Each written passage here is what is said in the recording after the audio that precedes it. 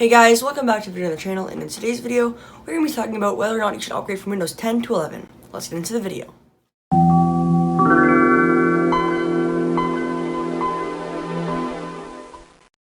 Alright, so we're going to talk about the two main differences about the two versions, as well as answer one of the frequently asked questions people have. Alright, let's start off with the first major difference, which is the user interface. Now, as you can see on the screen, the two user interfaces look completely different.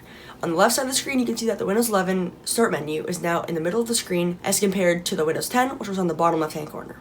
On Windows 11, there is an option to change the icons from being centered to being left, but it's not always that easy since you have to activate Windows first, and that can be hard sometimes.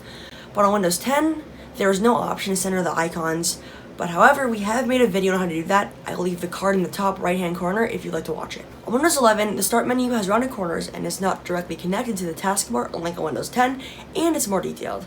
Now, on Windows 10, some people may say the start menu has a bland UI, but on Windows 11, you lose live tiles, which some people may not like. Now, you can bring back the Windows 10 start menu, which we've made a video on, and that card will also be in the top right-hand corner if you'd like to go watch it. Now, another one of the differences between the two interfaces is the logos.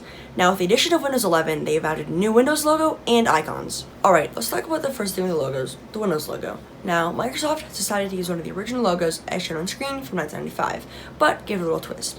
They moved the boxes slightly closer together and give them the standard blue from the original one. Alright, now that we talked about the new Windows logo, let's quickly talk about the new icons. Recycling bin, Task Manager, and File Explorer all have new icons. Paint and Snip and Sketch as well, that are more modern than Windows 10 and don't have any effects on them. Alright, now that we talked about the difference between the user interfaces, which was the first major difference, let's talk about the second one, which is the Windows boot up logo and startup sound. Now, after 9 years, Microsoft has finally brought back a new startup sound. Here it is. The Windows 10 startup sound is simply just the Windows Vista / 7 startup sound. Now, the Windows 10, 7, and Vista startup sounds sound like they're played on a piano and some other instrument, as the Windows 11, which sounds like it was played on a steel pan drum, which is a kind of instrument. Alright, now that we've talked about the two main differences between Windows 10 and 11, let's now talk about the one app in particular that cannot be installed in Windows 11, which is Internet Explorer 11. Even if you try to install this app, the installer for the app will say it's installed, but it's nowhere to be found.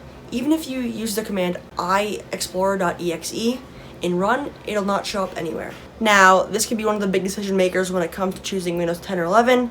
If you have servers that run off of Internet Explorer, you can't get a Windows 11. Alright, now comes time to answer a frequently asked question, which is, should I upgrade to Windows 11? Now, my answer to that is it's completely up to you because some people have different preferences of what they like.